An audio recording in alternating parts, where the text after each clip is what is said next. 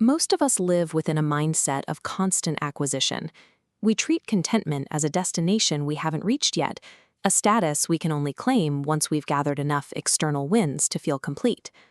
We carry this same transactional logic into our spiritual lives. We wait for a specific sensory payoff, a physical vibration, or a rush of light, expecting these experiences to serve as a receipt for our progress.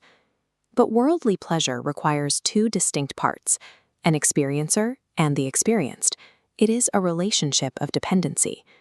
Because the feeling relies on something outside yourself, you spend your energy chasing the next experience or guarding the ones you have. As long as you require the world to provide something for you to be at peace, your life remains a treadmill of effort and exhaustion. Think of your existence as a movie production. You were cast to play a character, and the production provides everything you need to function. The suffering starts when you, the actor, decide you should be the director. You obsess over the props, try to rewrite the dialogue, and dictate the set design. You are no longer focused on your performance. You are focused on controlling a script you didn't write. We spend our days frantic and suffocated because we try to manage the variables of reality instead of simply playing our part in it. To understand how to break this cycle, consider two people locked inside a bare, empty room. Neither is given food for several days. Physically, their situation is identical. They are both experiencing the exact same lack of resources. The first man is starving. He spends his energy demanding reality change, shouting at the walls, viewing the room as a place of punishment. The second man has decided he is on an intentional fast.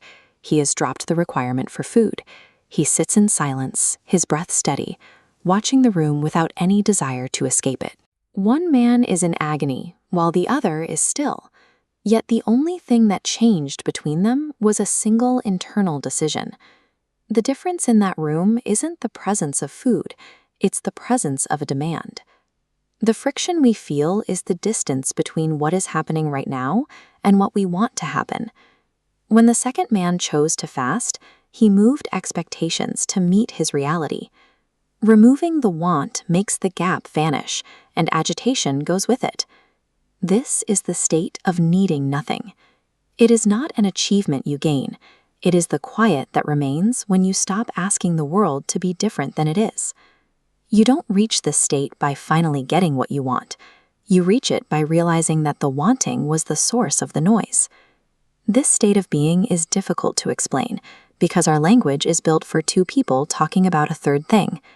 Words require a subject and an object.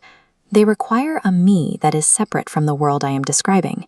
When you stop demanding things from your environment, the friction between your will and reality thins. If you seek nothing from the world, there is no conflict left to describe. You and your experience become one single silent event. To someone watching you, this might look like indifference or even a strange sort of sadness, but that's only because they are looking for the juice of sensory excitement. They don't see that when you lack nothing, you no longer need to make a sound. Needing nothing doesn't mean you stop living. You still walk through the world, you eat when the body is hungry, and you do your work. But the desperation is gone. You are no longer a hostage to the outcome. You are the actor who finally understands that the director is providing the set and the props. You simply play the part, whether the scene is a tragedy or a celebration. Stepping off the treadmill means there is nothing left for the world to take from you. You exist in a state of fulfillment that doesn't require a reason, because you have finally stopped asking the world for permission to be whole.